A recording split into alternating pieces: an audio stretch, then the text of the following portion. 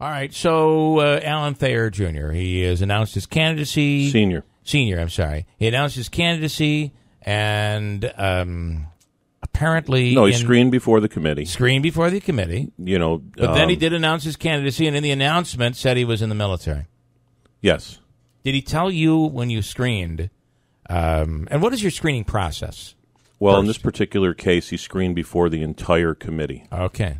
At a duly, noticed meeting. He made a brief presentation, was asked a number of questions. Alan's been a fixture in West Utica. He's done a lot of good there. Was he one of the Trump supporter crews with Jim Zecca? Was he a part of that group? I would assume so. Yeah, I don't know for sure, but he's done a lot with the West Utica Senior Center. Mm-hmm. So we thought that he would be a good candidate based on his familiarity with the area, his involvement with the senior center on the west side, his involvement with the West Utica issues, and so we, he was endorsed. He was voted on by the committee. No one voted against him, so he was endorsed, and the petition process went fine. And then after the petition process, apparently and I only found out from the media, to be honest with you. Do we know how the media found out?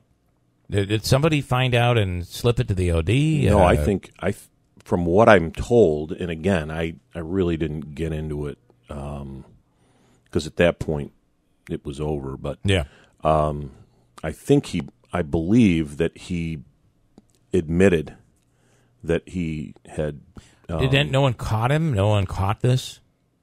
Well, let's say what happened. He said he was in the Marines. He was in the Marines. He was a Marine veteran. So and now that goes out, and then I guess somebody must have come to him and said, I think somebody did. You weren't in the Marines. Why did you say that? Well, I think that's exactly what happened. And then they said, you better make it right. So he came out and said it. I mean, it wasn't an opponent. It wasn't a member of the Democratic Party. I think it was somebody around him. And then at that point, so you didn't learn until after it was out. I didn't learn until I got a call from the OD. Would you agree? I talked about this earlier this morning. He said he told the OD. They said, "Well, why did you do this?" He said, "Well, I was bragging."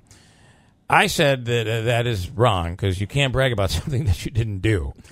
The word would be lying. I would agree, but again. It's one thing to sit there and say, I caught a fish that was 25 feet long. Okay, that's one. You want to brag? Fine, the thing was 12 inches, whatever. Right. So you caught a fish, right? And you're bragging about, right. And you're exaggerating, right? You're exaggerating. Okay, I'm there. But if you never ever have been fishing, you aren't bragging about. It's sad. It's sad for me anyway because the guy's a hardworking guy. I know. He did a lot for West Utica, but.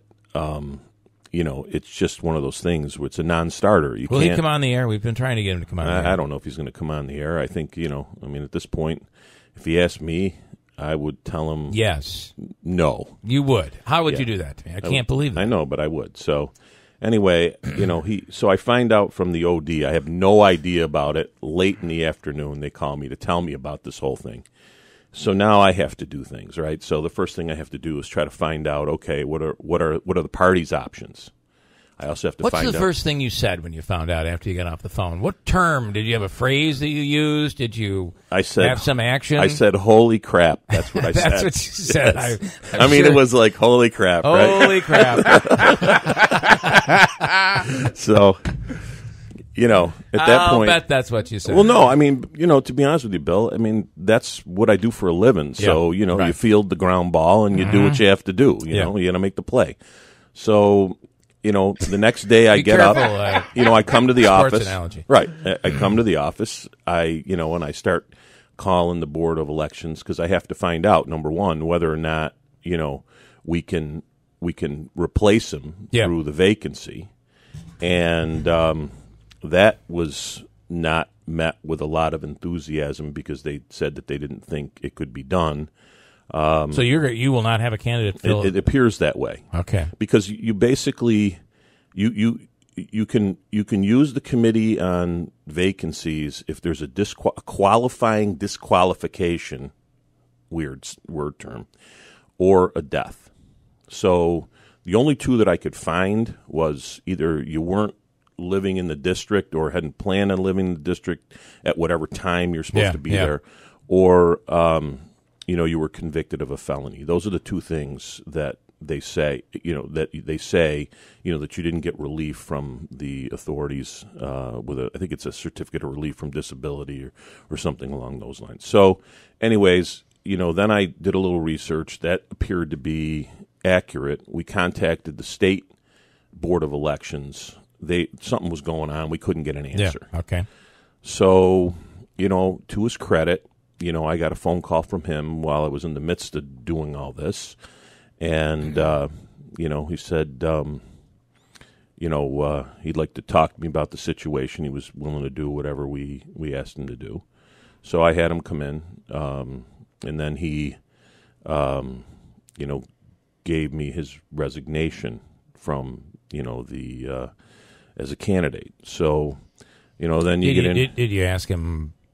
You had to ask. Why'd you do it? I didn't ask. You didn't ask? No. All right. What's the purpose of it?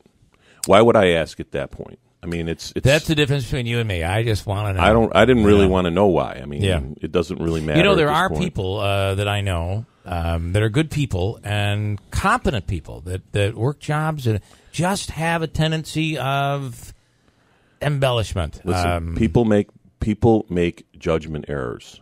Yes, they sometimes do things that are aberrant. Mm-hmm. That's what took place here.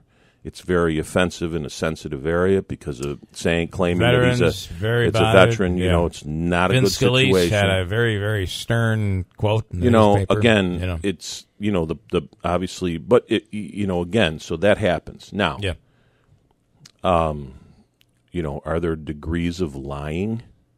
Because he's not the first candidate in this year's race to lie. So, I guess he just lied about the wrong thing. Right? Okay. Do you want to embellish on that? What are you referring to? I'm not. Listen, you know what I'm referring to. My point is, he lied about the wrong thing. So, he had to go. Fair enough. Okay. I want to ask you, Samantha Colosimo Testa is out pretty aggressively and critically saying that this is your fault. You got to go. She said things that she doesn't get the support that she needs from the Common Council. She's kind of out on her own. There were a lot of things that she said on a Facebook post. And can you respond to the councilwoman? Well, I think she's in the midst of a very tough race. And I think that, she may be feeling unsupported. Maybe I haven't done enough to make her feel supported. Do I agree with her opinion? No, but, she's entitled to her opinion, and I will still treat her with respect, and I will still do what I can to help her because that's my obligation as the chair. Based on this, I'm not accepting responsibility, obviously, for what's occurred. And you say that again, to repeat, it was never said inside the. But even if it was, what do you? Even if it was, would you ever question somebody when they say, "Yeah, I was in the service"? No, I'm not going to. I wouldn't question him. Otherwise, I'd be spending all my time. Right. Yeah, Every time I talk to somebody, I'd have to fact check them. Yeah. This is not running for president. It's hard to vet people at this level. Although, you do an after action plan, because 20 or hindsight is 20/20, right? Sure. So maybe now you have the we're going to have the committee. Got to hire a vetter. Well, we're going to have to hire. We're going to have the committee, view and approve candidate press releases, but that's hard to do because it is, you can ask for you're things. You're a little commit. This is not again. You're the city of Utica Republican. We don't have staffers, and a lot of times the candidates. You're kind of a man or a lady on an island. You know what I mean? So you're your own boss there. She's really targeting you and says, you're in her scope right now. Well, I guess I made the list. Okay.